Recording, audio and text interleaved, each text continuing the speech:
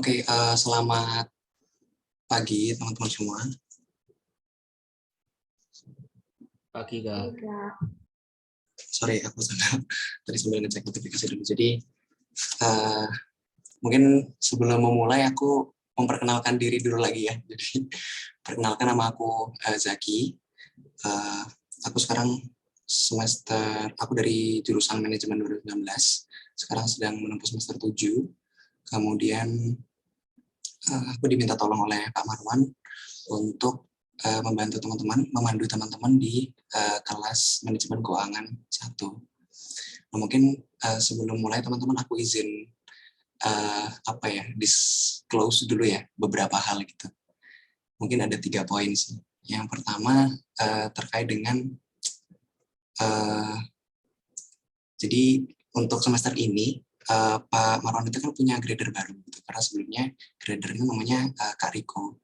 Kalau misalnya teman-teman tahu gitu. Jadi, nah ini kebetulan Pak Kak Riko udah mungkin selesai masa studinya, masa membantu Pak Marwan. Nah kemudian Pak Marwan mendapatkan grader baru. Nah saya dialokasikan untuk membantu Pak Marwan. Jadi mungkin karena ini baru ya, jadi mungkin akan banyak penyesuaian teman-teman terkait dengan mungkin bagaimana komunikasi, bagaimana request teman-teman gitu ya, permintaan teman-teman yang perlu yang bisa saya akomodasi gitu terhadap kebutuhan teman-teman, tapi sekaligus juga bagaimana selera Pak Marwan gitu ya dalam mengajar. Kayak gitu. Jadi mungkin nanti kita bisa saling memahami kalau misalnya mungkin nggak semua request kita bisa terpenuhi gitu, seperti itu. Kemudian terkait dengan yang kedua, tutorial ini sebenarnya aku pribadi prefer pengajar atau mentutorialnya secara luring ya, secara offline gitu. Karena dulu aku sempat ngalamin tutorial offline dan online juga. Memang kalau aku pribadi sebagai yang diajar memang juga offline juga, dan sebagai pengajar juga relatif lebih enak sih, simple gitu ya kalau offline gitu. Tapi kita coba sejauh mana kita bisa sejauh mana kita bisa memanfaatkan inilah tutorial yang online ini seperti ini. Tapi aku rasa teman-teman udah pernah sih tutorial online gitu, jadi harusnya sudah terbiasa aja. Sama poin yang ketiga adalah jadi kan terkait dengan nilai partisipasi ya. Nah, jadi tutorial ini bisa banget teman-teman manfaatkan untuk menambah partisipasi teman-teman, karena aku lihat komposisinya di silabus itu cukup banyak ya. Untuk keaktifan teman-teman itu 25% kalau nggak salah. UTS UAS itu hanya 50% atau ya, kalau nggak salah ya. Atau rasanya paling sekitar 40-50% lah. Itu yang dari teman-teman aktif sendiri di kelas dan sebagainya. Nah ini aku kalau boleh menyarankan teman-teman bisa berpartisipasi aktif apapun itu, bisa berdiskusi, bisa bertanya, bisa menambahkan, bisa mungkin kalau misalnya ada yang perlu dikoreksi gitu seperti itu, feel free aja buat kita saling berdiskusi, karena proses dari belajar juga kan, salah itu kan juga proses dari belajar. Jadi it's okay selama yang penting teman-teman salahnya nggak pas ujian gitu, yang penting salahnya pas belajar mending gitu ya, kayak gitu. Oke, karena udah 5 menit, jadi aku lanjut ke agenda. Jadi untuk hari ini, tutorial sesi pertama ini kita akan ada 3 agenda teman-teman. Yang pertama itu review materi chapter 1-4, kurang lebih 15 menit ya. Jadi kurang lebih sampai 10.15 atau 10.20. Kemudian nanti ada pembahasan soal, kurang lebih 40 menit, termasuk bagaimana nanti kita menjawabnya, dan diskusi kurang lebih 5-10 menit. Seperti itu. Nah, aku lihat dari soal-soal tahun lalu ya teman-teman. Ini dan mungkin juga mata kuliah yang sudah mungkin aku pribadi lalui, untuk fokus chapter yang perlu nanti kita akan prioritaskan dan teman-teman juga perlu dalami dengan belajar sendiri adalah terkait dengan chapter 3, yaitu dengan terkait dengan memahami laporan keuangan. Karena memahami laporan keuangan nanti jadi basic, jadi dasar untuk pemahaman teman-teman itu dibawa kemana-mana kayak gitu. Baik nanti di mata kuliah manajemen keuangan 2, mungkin yang manajemennya, terus sampai ke teori portofolio dan analisis kayak gitu. Jadi semoga teman-teman bisa memprioritaskan dulu mana yang perlu diprioritaskan. Dan chapter 1, 2, dan 4 bagaimana? Nah, chapter 1 dan 2 itu sebenarnya relatif gampang selama teman-teman bisa memahami alurnya aja. Teman-teman bisa membayangkan, itu oke okay, gitu. Sedangkan kalau chapter 3-4 ini perlu latihan. Seperti itu. Sampai sini aman ya? Clear ya? Clear, Kak. Clear, Kak. Kita lanjut ke review materi. Jadi supaya teman-teman nggak lost gitu ya, nggak lost terhadap minggu kemarin belajar apa gitu. Jadi kita coba memanaskan otak kita dulu ya, terkait dengan roda minggu lalu juga. Di minggu pertama itu kita bahas 4 chapter. Chapter pertama itu terkait dengan principles of finance. Nah itu dimulai dari seperti biasa definisi keuangan dulu. Nah aku langsung jelasin aja ya, karena ngejar waktu nanti kita latihan soal. Jadi singkatnya, keuangan itu kata kuncinya kan 2 ya teman-teman. Kata kuncinya itu terkait dengan evaluasi investasi dan how to get funding ya, bagaimana mendapat pendanaannya dan bagaimana alokasinya pendanaannya, seperti itu. Jadi yang definisi keuangan itu keywordnya adalah mengevaluasi investasinya dan how to fundingnya, bagaimana mendapatkan pendanaannya, seperti itu. Kemudian selanjutnya ada 3 pertanyaan dasar nih yang nanti juga dibawa ke chapter-chapter selanjutnya terkait dengan 3 pertanyaan dasar. Sebenarnya ngapain sih orang finance itu ngapain sih sebenarnya gitu. Nah ini orang finance itu bekerja terkait dengan budgeting, kemudian capital structure, dan working capital management. Nanti bagaimana budgeting structure dan working capital managementnya bisa nanti kita coba ada waktu sendiri ya. Atau mungkin sampai teman-teman cari-cari, buka-buka catatan lagi gitu. Kemudian bentuk organisasi bisnis, ada perorangan, ada partnership, rekanan gitu, dan korporasi. Nah ini aku lihat juga ini pernah keluar di soal ujian teman-teman terkait dengan bentuk organisasi ini. Soalnya itu terkait dengan definisi, jelaskan apa itu bentuk organisasi bisnis perorangan, kemudian apa perbedaannya, kemudian apa persamaannya mungkin kalau ada, kemudian keunggulan dari perorangan.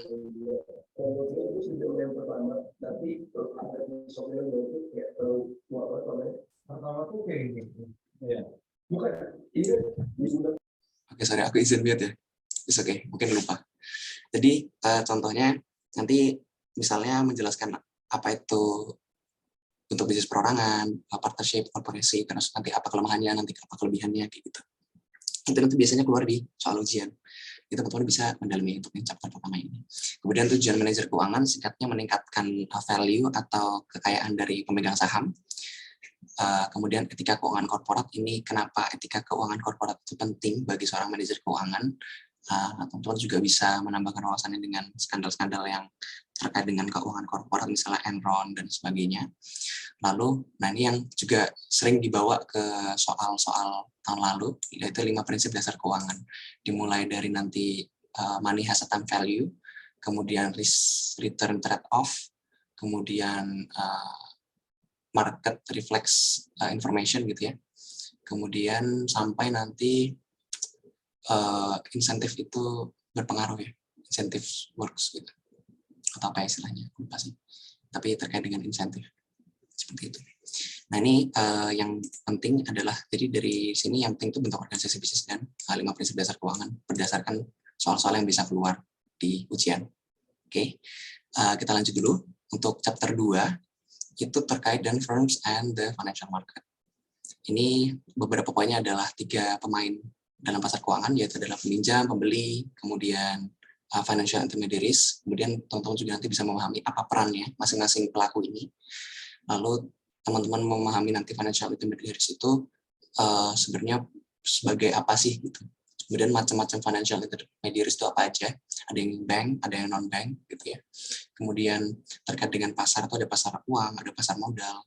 Nanti di pasar modal itu ada turunannya pasar sekuritas gitu ya. Sekuritas itu ada turunannya lagi, juga ada sekuritas utang dan sekuritas modal. Kemudian dalam pasar sekuritas modal itu ada pasar primer dan pasar sekunder. Seperti itu nanti. Itu teman-teman cukup baca aja, cukup pahami itu bisa. Nggak perlu dilatih juga gitu. Selama teman-teman mungkin sekali nyatet gitu ya, sekali nulis aja itu udah bisa teman-teman pahami sih. Oke. Selanjutnya chapter 3 itu memahami laporan keuangan. Nah ini yang aku bilang tadi, kita perlu fokus ke chapter 3 ini. Karena teman-teman sebenarnya sudah semester 3 ya, seharusnya sudah mulai awam ya dengan laporan keuangan. Jadi standar dasar laporan keuangan itu ada 4, laporan laba rugi, neraca, arus kas, dan perubahan modal. Kalau aku lihat dari soal-soal tahun lalu, sebenarnya agak jarang sih terkait dengan perubahan modal ini. Tapi in case memang dibutuhkan, teman-teman tambahkan aja untuk laporan perubahan modal ini, teman-teman pelajari juga. Tapi sebenarnya yang memang utama penting banget untuk dipahami itu adalah laporan laba rugi, neraca, dan arus kas. Bagaimana terkait dengan pajak korporasi ini amat sangat jarang sih. Bahkan mungkin nggak ada sih di soal-soal tahun lalu biasanya. Karena soalnya pajak itu kan ini ya, kontekstual gitu, tiap negara itu beda. Jadi biasanya nggak terlalu didalami terkait dengan pajak ini. Tapi teman-teman, ini bayangannya ya, soal tahun lalu itu biasanya untuk laporan ini, biasanya teman-teman dikasih data.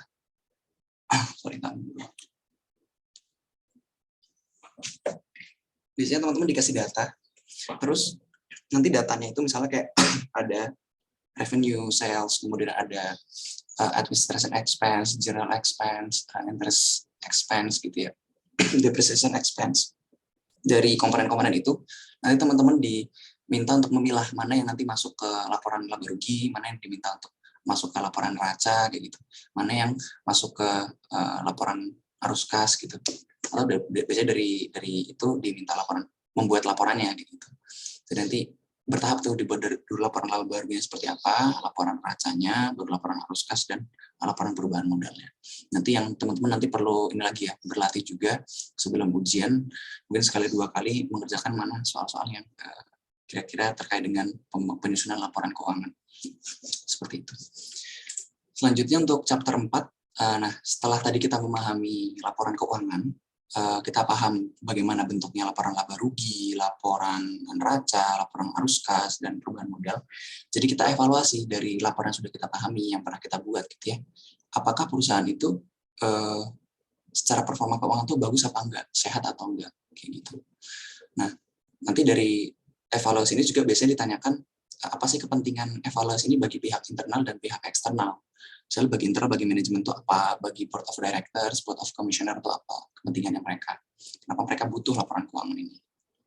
Lalu juga pertanyaannya itu terkait dengan misalnya apa kepentingan pihak eksternal terkait dengan evaluasi laporan keuangan ini, misalnya kayak investor, itu kan butuh laporan keuangan untuk mereka masuk ke beli saham atau enggak, misalnya, atau memberi pinjaman atau enggak, misalnya untuk bank. Kemudian untuk pemerintah melihat kesehatan suatu industri gitu misalnya. Itu bisa teman-teman baca juga, bisa evaluasi sendiri, bisa menambahkan wawasannya sendiri. Lalu kemudian poin selanjutnya adalah common size financial statement. Nah ini juga sempat kemarin Pak Marwan singgung agak dalam ya, common size financial statement ini. Pak Marwan juga sempat mencontohkannya di sesi minggu pertama ini. Aku duga mungkin Pak Marwan bakal menyuruh teman-teman membuat ini dan membandingkannya sih, kayak gitu. Nah, jadi kalau misalnya aku boleh kasih gambaran kenapa common size financial statement penting kan, karena di suatu industri ya, misalnya katakanlah industri kesehatan gitu ya, itu kan banyak perusahaan. Kemudian perusahaan-perusahaan itu kan punya bentuk atau besaran perusahaan yang berbeda-beda, ada yang besar, ada yang kecil gitu ya. Ada yang misalnya kesehatan itu ada yang punya rumah sakit 10, ada yang cuma punya rumah sakit 2 gitu.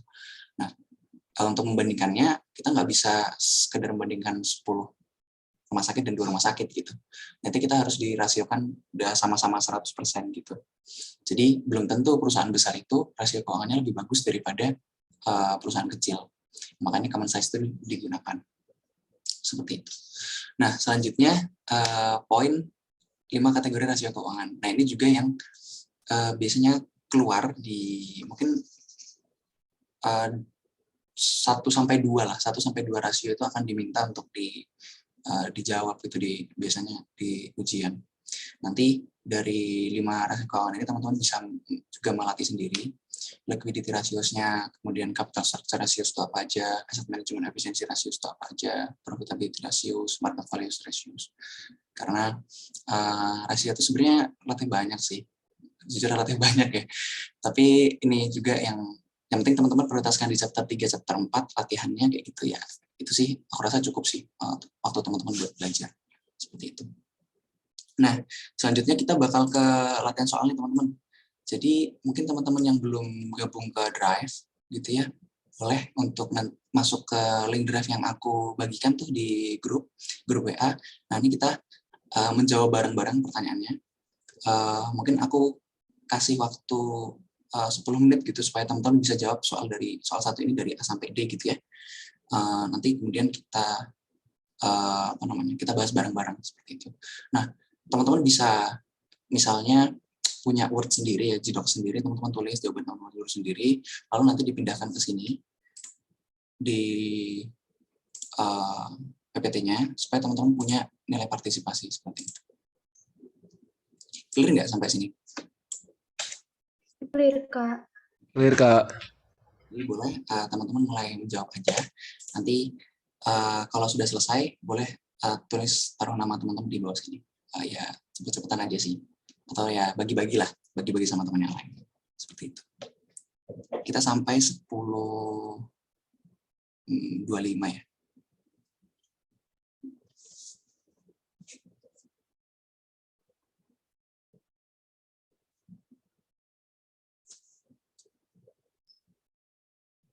Jadi jawabannya langsung tulis di komen aja, Kak? Di PPT. Oh, di PPT langsung, oke.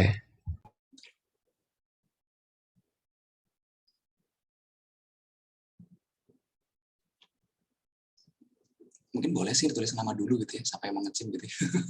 It's okay sih. It's okay. Kita kita bagi-bagilah nilai partisipasinya. Aku tinggal dulu ambil minum ya.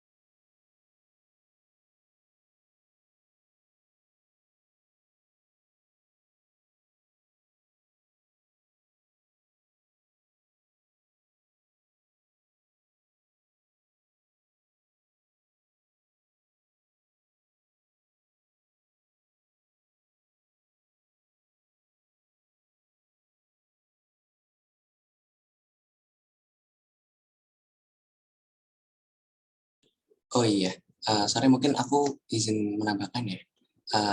Kayaknya boleh sih teman-teman kalau misalnya mau ngerjain soal nomor 3, 4, 5 langsung gitu ya. Nanti ya waktunya aku mungkin tambahin sampai 10.30. Nanti kita lihat bisa sejauh mana. Jadi boleh kalau misalnya teman-teman ada yang mau ngerjain soal 3, 4, 5. Silakan aja.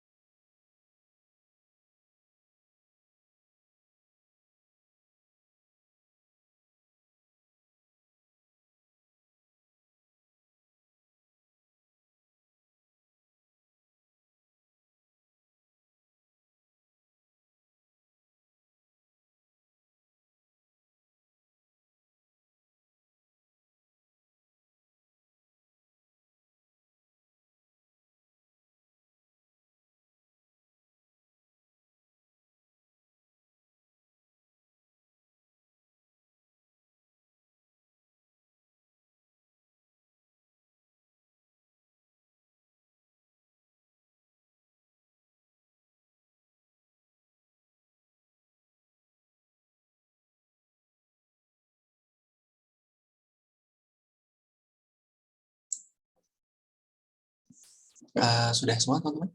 Ada yang masih membutuhkan waktu tambahan mungkin?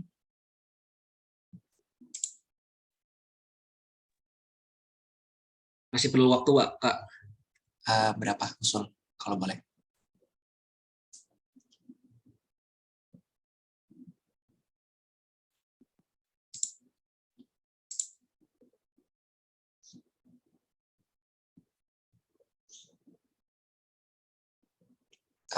Sampai 10.35 ya. Nanti selesai nggak selesai kita bahas bareng aja.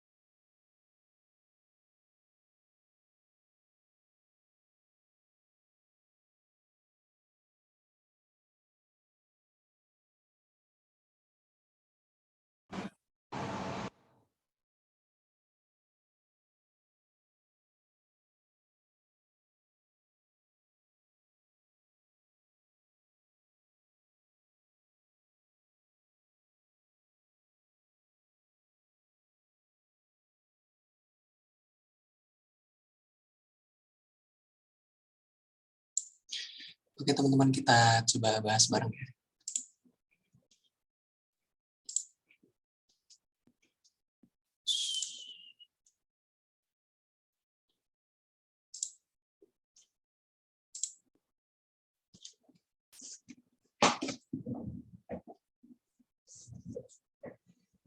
Oke, kita bahas dari nomor 1 teman-teman.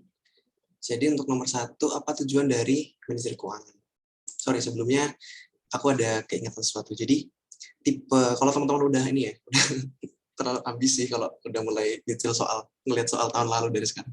Tapi aku kasih gambaran. Jadi soal-soalnya Pak Marwan itu seingatku tuh nggak ada yang pilihan ganda, teman-teman. Jadi esai semua ya. Jadi embrace reality bahwa memang Pak Marwan itu seperti itu ya. Jadi aku juga menyesuaikan juga soalnya tipenya seperti Pak Marwan. Kemudian tipe soal Pak Marwan itu juga dimulai dari pembahasan yang umum sampai mendalam gitu. Bahkan kadang dikasih case. Nah itu soalnya seperti ini. Jadi dimulai dari perspektif kita sebagai manajer keuangan tuh ngapain gitu ya. Kemudian manajer keuangan tuh untuk mencapai tujuan tersebut tuh how-nya bagaimana gitu ya. Terus ketika nanti ada case pembuatan keputusan untuk mencapai tujuan tersebut tuh apa-apa saja indikator yang dipakai gitu. Nah terus kalau misalnya kita sebagai manajer keuangan tuh nggak termotivasi, sebenarnya apa solusinya? Nah itu biasanya case soal-soalnya Pak Marwan tuh yang seperti itu. Jadi nggak hanya sebutkan dan jelaskan, tapi kadang memang sampai mendalam gitu ya.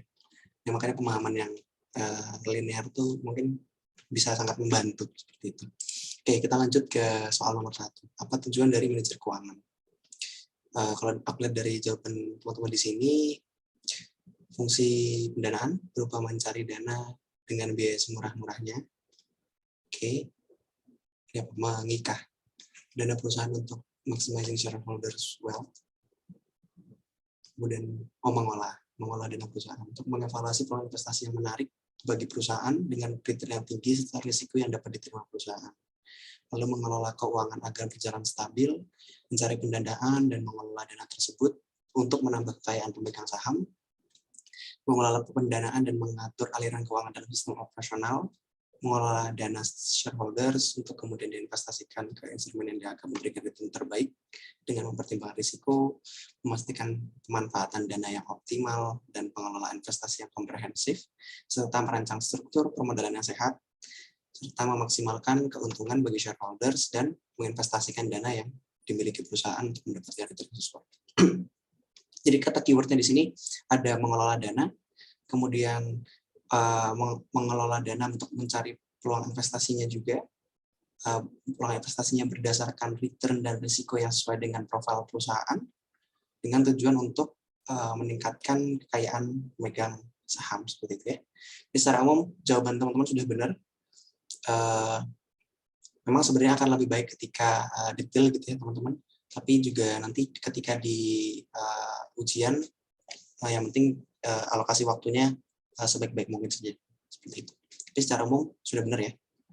Oke, kita lanjut untuk soal yang 1B. Untuk mencapai tujuan tersebut, jenis keputusan terkait apa yang perlu dilakukan.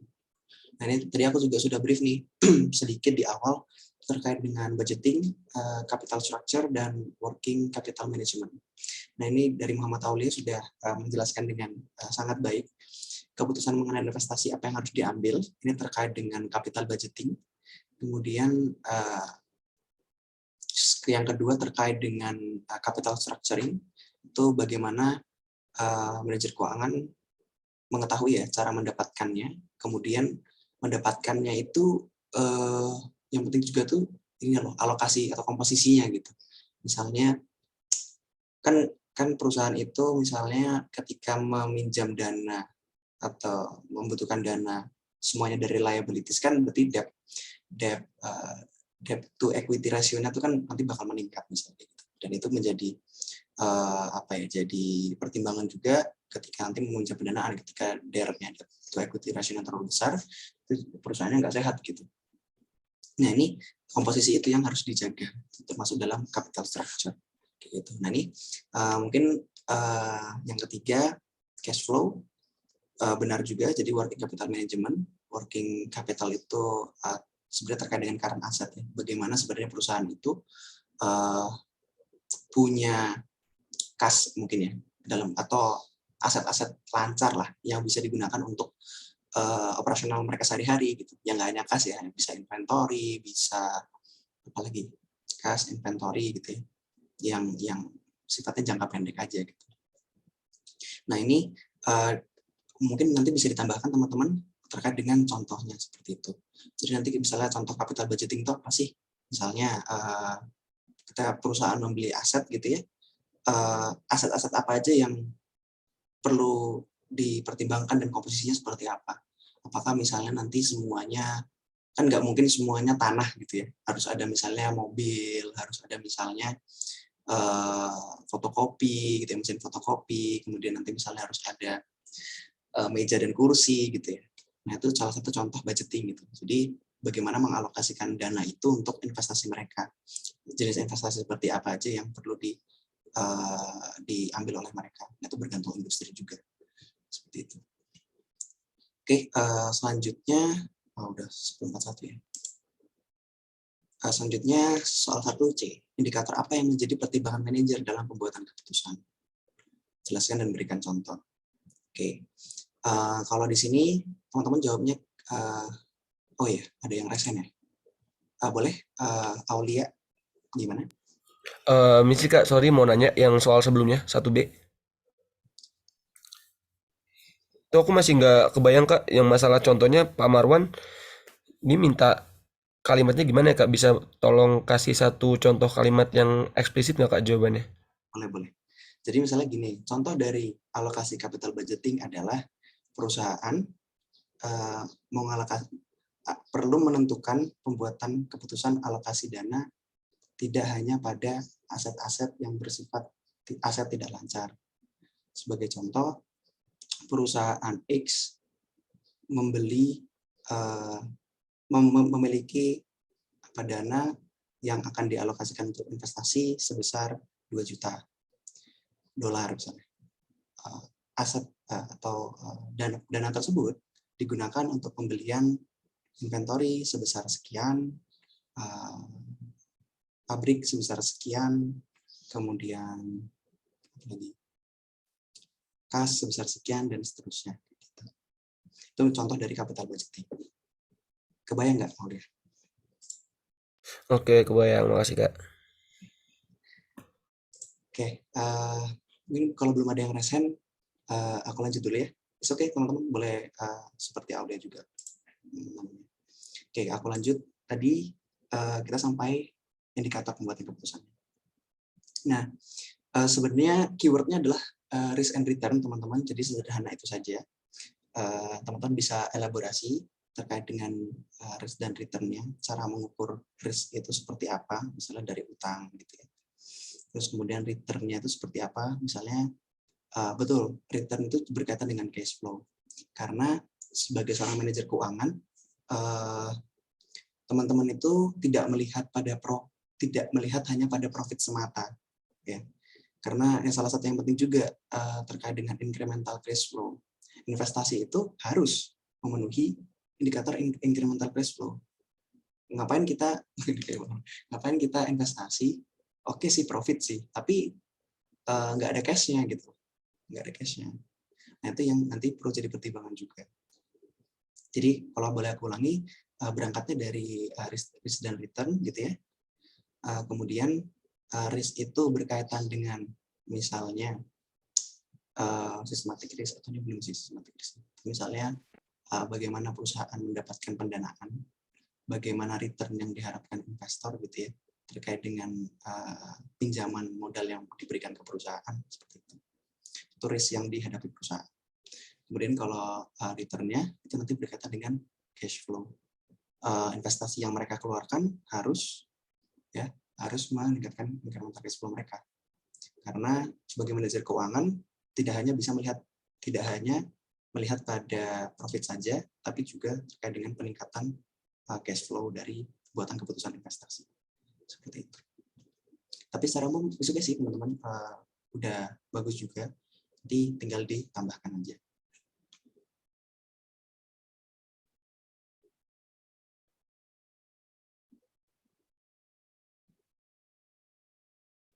Oke.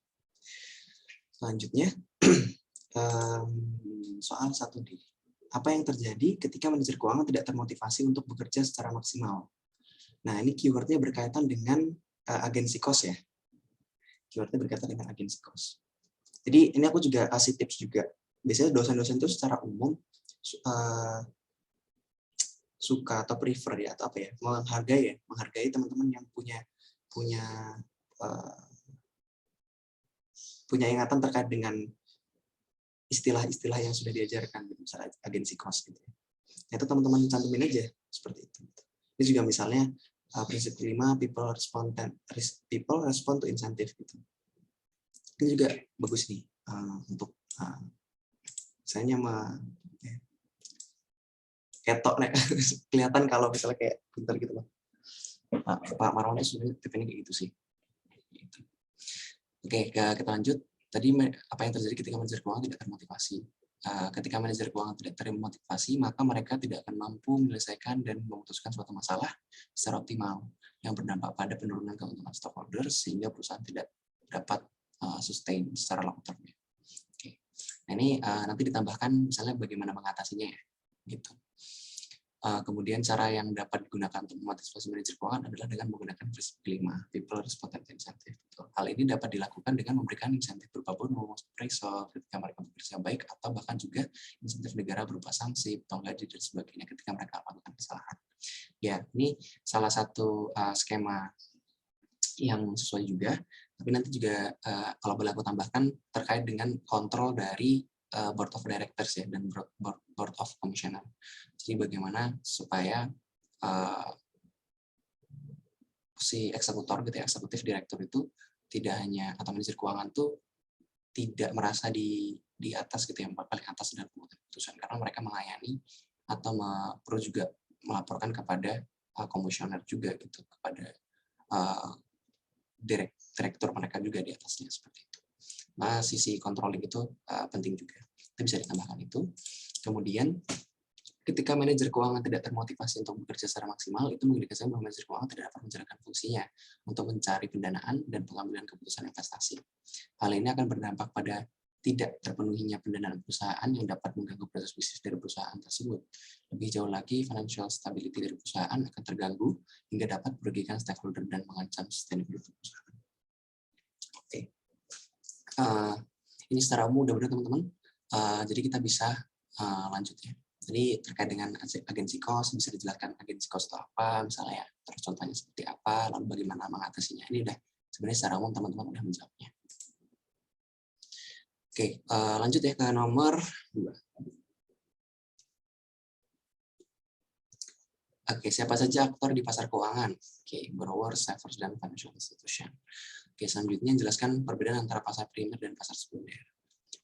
Ya, pasar primer itu menjembatani emiten baru ya teman-teman. Jadi sebelum dikeluarkan di pasar sekunder, ketika misalnya teman-teman punya akun saham gitu ya, akun sekuritas gitu, itu yang menjadi pasar sekunder. Pasar sekunder itu pasar di mana teman-teman tuh hanya membeli dari pemegang saham yang telah memegang sebelumnya gitu, bukan dari perusahaannya itu langsung yang membagikan, yang meng-issue sahamnya. Misalnya pasar primer itu biasanya didapatkan atau kita bisa mendapatkan saham di pasar primer itu dengan menghubungi perusahaan-perusahaan sekuritas yang melayani penawaran perdana seperti itu. Itu ya teman-teman. Kemudian untuk pasar sekundernya itu tadi aku udah jelaskan juga. Di sini ada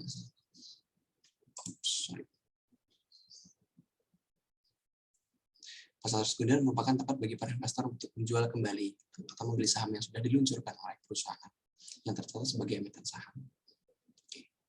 Selanjutnya dalam melakukan aktivitas pendanaan, mengapa perusahaan perlu memperhatikan komposisi pendanaan dan cara mereka dalam melakukan pendanaan? Ini kalau belum ada yang jawab, oke sih aku bisa bantu jawab. Jadi kenapa penting bagi perusahaan untuk melihat komposisi pendanaan itu? Seperti tadi ya, terkait dengan risiko yang dihadapi oleh perusahaan. Ketika komposisi pendanaannya itu terlalu besar pada utang gitu misalnya, itu akan menempatkan perusahaan pada kondisi yang berisiko seperti itu. Karena ketika dilikuidasi kan kepentingan peminjam dulu ya, kepentingan liabilitasnya dulu yang diselesaikan, baru kepentingan ekuitas seperti itu. Kemudian dan cara mereka dalam melakukan pendanaan. Nah, ini terkait dengan kelemahan dan kelebihan metode-metode pencarian dana gitu. Jadi misalnya pengisuan obligasi korporasi atau surat utang perusahaan, itu tuh keuntungannya apa sih dibanding ketika misalnya perusahaan melakukan IPO gitu ya. Misalnya kalau kalau IPO gitu ya, itu nanti perusahaan itu akan menurunkan EPS mereka, earning per share mereka gitu ya, misalnya rasio earning per share. Ketika earning per share-nya turun, itu tidak dilihat menarik bagi investor seperti itu. Nah, makanya kadang ada perusahaan-perusahaan yang justru mengambilnya dari utang. Tapi ada juga yang nggak bisa ngambil dari utang, karena debt to equity ratio-nya sudah besar. Seperti itu. Makanya mereka ambil jalan ke penambahan saham baru, misalnya seperti itu, right issue misalnya. Nah, itu nanti skema-skema seperti itu dijelaskan tapi berkaitan juga dengan apa kelemahan dan kelebihannya. Nah, ini juga sudah di-line-kan juga apa kelemahan dan kelebihan ketika perusahaan memilih melakukan pendanaan melalui saham preferen, saham biasa, dan surat utang. Kelebihan saham biasa, perusahaan tidak perlu membayar dividen. Oke. Bisa tidak membayar dividen ya. Bisa tidak membayar dividen. Saham preferen, shareholder tidak memiliki hak suara pada perusahaan. Dividen dapat ditunda, saham dapat ditarik.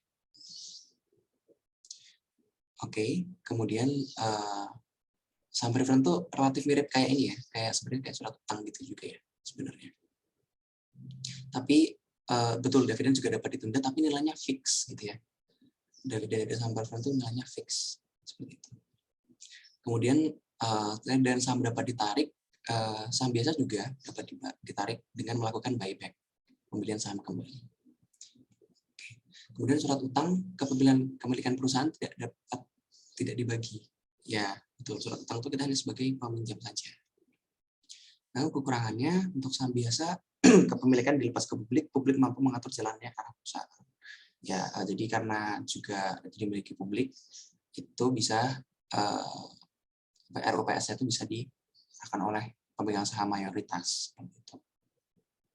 Kemudian saham preferen sama dengan saham biasa perlu membayar dividen.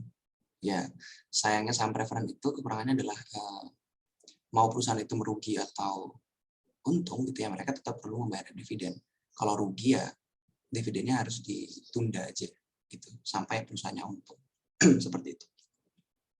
Kemudian kalau surat utang perlu membayar bunga dan utang pada waktu yang telah ditentukan. Ya, betul. Oke, selanjutnya. Wah, baru nomor 3 nih.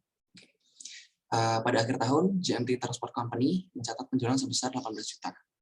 Total COGS-nya adalah 10,8, termasuk biaya operasional dan biaya, dengan nilai biaya operasionalnya termasuk depresiasinya sebesar 4 juta dolar.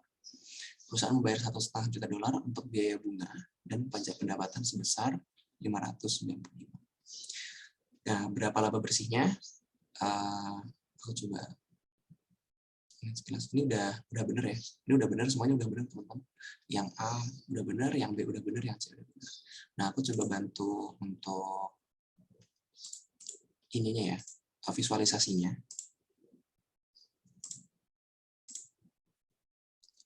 Jadi teman-teman bisa memvisualisasikannya kalau misalnya besok offline gitu juga ya.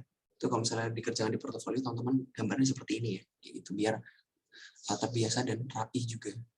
Jadi sales revenue nanti dikurangi COGS, kemudian dikurangi cash operating expense. Oke, itu nanti ketemu total expense-nya. Ini ditambah dikurangi, kemudian nanti hasilnya adalah ini sebenarnya iya betul, net operating income.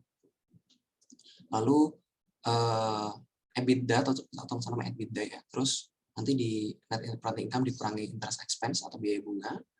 Nanti ketemu earnings before income tax. Ini namanya EBIT. Ya, earnings before income tax, EBIT. Oke. Kemudian nanti dikurangi pajak. Lalu nanti ketemu net income atau laba bersih.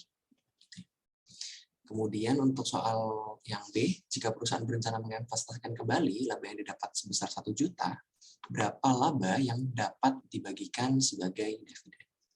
Nah, jadi laba itu ya teman-teman, atau net profit tadi ya, itu bisa jalurnya tuh bisa dua, dialokasikan dua. Yang satu di retain, ditahan gitu ya untuk diinvestasikan kembali. kemudian yang kedua dibagikan semuanya, cash gitu ya. Nanti bergantung dengan kebijakan perusahaan juga. Nah, ini berkaitan dengan rasio nanti teman-teman bakal tahu namanya dividend payout ratio. Kalau misalnya katakanlah dari tadi net income-nya 1 juta misalnya, 1 juta. Kemudian dividend payout ratio-nya 40% gitu. Berarti yang dijadikan dividen ya 40% dari net income-nya. Return earning-nya berarti 60%. Balik lagi ke sini, cash dividend-nya berarti $105.000 gitu ya sebagai cash dividend. Oke, selanjutnya berapa rasio EPS dan DPS jika perusahaan memiliki 100.000 lembar saham beredar? Oke, tadi udah dijawab dan udah benar juga ya. Oke, selanjutnya soal nomor 4, The Caraway Seed Company merupakan perusahaan yang bergerak di bidang pertanian dan penjualan bibit tomat. Pada akhir tahun perusahaan memiliki 50.000 aset lancar, 250.000 aset tetap, 30.000 kewajiban lancar, dan 100.000 utang jangka panjang. Yang ditanya berapa nilai ekuitas, berapa nilai NWC-nya, net working capital-nya, dan jika ada informasi seperti ini, berapa net working capital yang baru. Seperti itu. Nah, ini tinggal di teman-teman buat balance sheet-nya gitu ya, kiri dan kanan, asset liability, dan owner's equity. Untuk berdasarkan informasinya di sini, aset lancar dan aset tetap itu masuk ke aset ya teman-teman, sisi aktiva. Kemudian kewajiban lancar dan utang jangka panjang masuk ke pasiva, masuk yang sisi pasiva, sisi utang gitu ya, sisi liabilities. Nah ini kan 50.000 tambah 250.000 kan 300.000 ya, 300.000. Kemudian kita hanya punya informasi 30.000 dan 100.000 untuk liabilities-nya. Berarti nanti yang dicari adalah owner's equity-nya, nah sisanya 170.000. Ini yang menjadi jawaban. Perlu diingat juga bahwa balance sheet itu harus sama ya, karena namanya balance ya. Gitu. Kemudian selanjutnya berapa nilai dari net working capital. Nah, kalau working capital saja itu current asset teman-teman. Tapi kalau diminta net working capital maka perlu dikurangi dengan current liabilities. Gitu. Jadi bagaimana sih selisih antara aset lancaran dan aset dan utang lancarnya gitu ya. Gimana sih kira-kira perusahaan ini bisa membayar utangnya nggak sih, utang jangka pendeknya nggak sih? Kalau masih sisanya banyak nggak sih? Kayak gitu. Nah ini udah bener tadi ya, 50.000 dikurangi 30.000. Ada di sini ya, 50.000 dikurangi 30.000. Oke, selanjutnya jika kewajiban lancar perusahaan terdiri dari 20.000 utang usaha dan 10.000 utang jangka pendek. Jadi kewajiban lancar itu kan 30.000 ya teman-teman. Kemudian dirincikan lagi, yang kewajiban lancar tadi yang 30.000 itu 20.000 utang usaha atau account payable itu bahasa Inggrisnya, dan 10.000 utang jangka pendek atau short term debt gitu ya. Terus berapa nilai dari net working capital? Nilainya tetap sama teman-teman karena utang usaha dan short term debt itu hanya komponen dari current liabilities, dari rincian dari current liabilities. Nah, ketika tidak ada perubahan pada current liabilities dan current asset, maka ya net working capital-nya nggak berubah seperti itu. Ini hanya tes ujian ya, menguji lagi ya di COI. Seperti itu. Nah, untuk yang terakhir, The King Carpet Company memiliki 3 juta kas dan 12 juta aset lancar. Kewajiban lancar perusahaan adalah 6 juta, sehingga current ratio-nya 2. Nah, ini dapat 2 dari mana gitu ya? 12 aset lancar dibagi kewajiban lancar. Itu current ratio ya. Aset lancar dibagi kewajiban lancar. Kemudian manajer perusahaan ingin mengurangi jumlah kas nih menjadi 1 juta aja, dari yang awalnya 3 juta mau diturunkan ke 1 juta dengan membeli armada truk senilai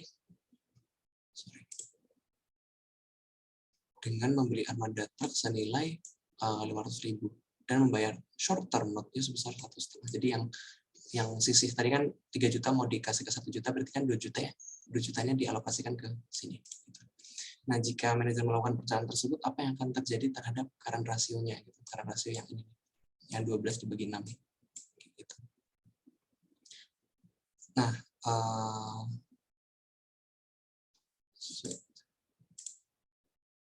bisa dilanjut sih? Oh, bisa ya. Nah, jika manajer melakukan rencana tersebut, berapa nilai current rasio yang baru gitu ya? Nah, tadi penurunan kas itu kan juga penurunan dari aset lancar gitu, karena kas itu merupakan bagian dari aset lancar. Nah, makanya cash-nya karena asetnya dikurangi dengan cash-nya tadi ya, dikurangi dengan penurunannya. Seperti itu. Nah, kemudian 500.000-nya itu kan dialokasikan untuk pembelian aset ya dalam bentuk main gitu. Nah, ini berarti hanya ditukar aja komponen asetnya gitu, tapi nggak masuk dalam perhitungan current ratio karena itu kan aset tidak lancar gitu ya. Aset tidak current, aset tidak lancar. Makanya kemudian yang bawahnya hanya dikurangi dengan decrease in short term notes. Itu sebesar 1/500. Setelah itu hasilnya 2,2. Jadi terjadi peningkatan ya dari 2 menjadi 2,2. Seperti itu. Nah, dengan perubahan current ratio ini, apa sih dampaknya terhadap kondisi kesehatan keuangan perusahaan? Nah, current ratio itu semakin meningkat current ratio, maka semakin baik. Artinya menunjukkan bahwa perusahaan itu mampu untuk membayar utang-utang jangka pendeknya gitu. Seperti itu. Nah, tapi kalau current ratio terlalu tinggi juga ini berarti asetnya terlalu banyak. Nah, jadi harus secukupnya ya di antara mungkin 1,5 sampai misalnya 3 gitu. Jadi nggak sampai 10 atau 15 gitu ya. Kemudian perusahaan ini berarti memiliki kondisi kesehatan yang lebih baik dan rasio yang meningkat menunjukkan peningkatan kemampuan perusahaan dalam membayar kewajiban pajak. Seperti itu teman-teman. Nah, mungkin sampai sini ada yang mungkin mau ditanya ini atau mau didiskusikan. Mungkin 1 atau 2 pertanyaan. Satu pertanyaan sih. Karena udah lebih dari 2 menit juga. Silakan teman-teman kalau ada mungkin.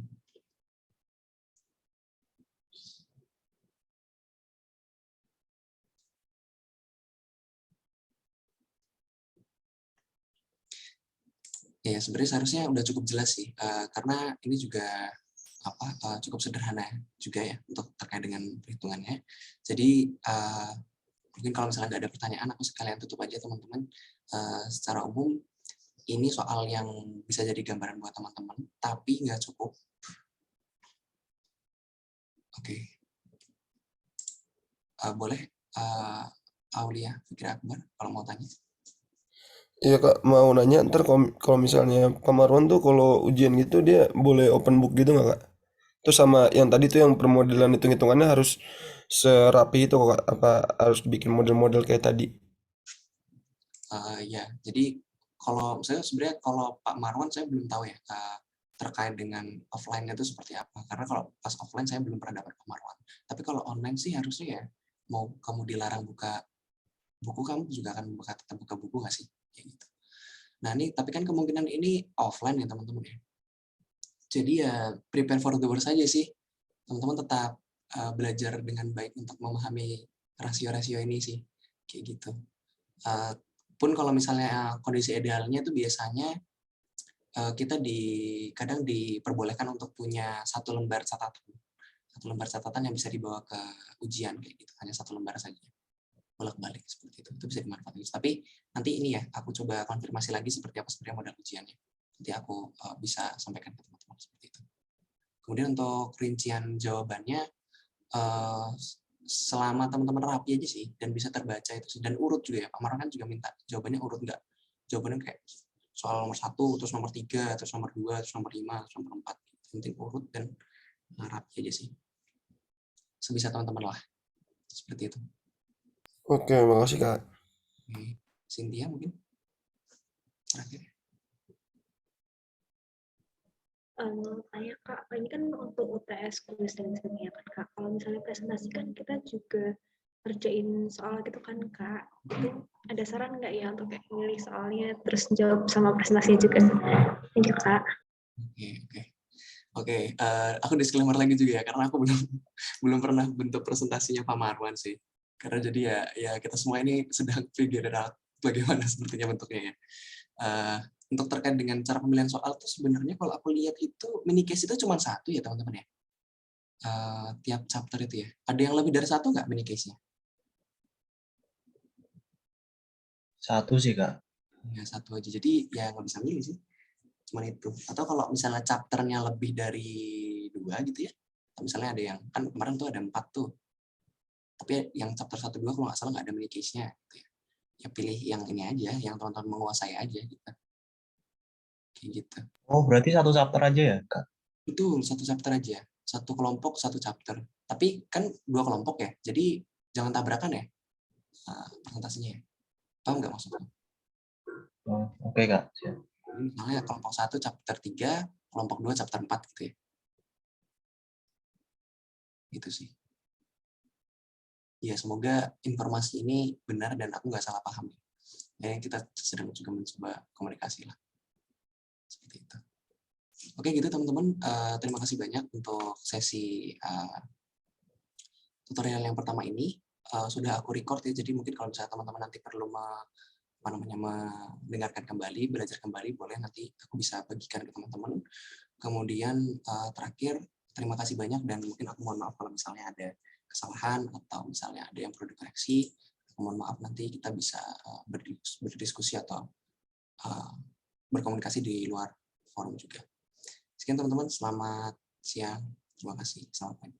Iya, terima kasih Kak. Ya, makasih Terima Kak. kasih banyak Kak. Terima kasih, Kak. Terima kasih Kak. Assalamualaikum.